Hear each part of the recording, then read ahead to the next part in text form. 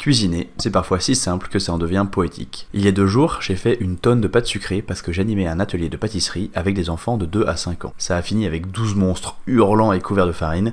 C'était fabuleux. On a vraiment bien rigolé, sauf au moment où il a fallu nettoyer la cuisine. Là, je vous raconte pas l'enfer. Et à la fin, il me restait pas mal de pâtes sucrées. La bonne nouvelle, c'est que ça se conserve facilement 4 ou 5 jours au frigo et que ça se congèle même très bien. Demain, je vais chez des copains et je me suis dit que c'était une bonne occasion d'utiliser un peu de cette pâte sucrée restante. Donc voilà pourquoi je me retrouve à cuisiner à 1h du matin en pyjama dans ma cuisine. Autant vous dire qu'on n'est pas là pour cuisiner des trucs très raffinés, là on veut juste être efficace. Et ça tombe bien parce que j'avais au frigo pas mal de myrtilles et ma tarte à la myrtille, c'est un des desserts les plus simples au monde.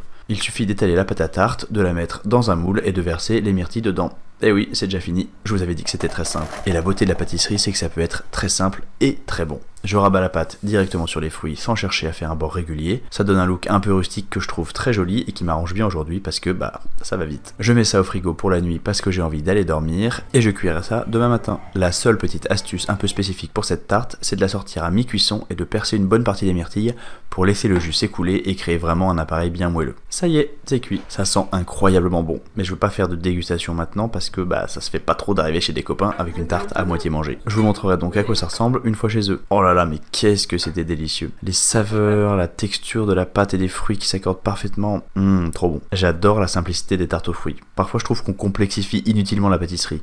Une très bonne pâte, des fruits, le résultat, il est incroyable. Et la bonne nouvelle, c'est que j'ai encore de la pâte sucrée au congèle. Va falloir que je réfléchisse à mes prochaines tartes. N'hésitez pas à me donner des idées.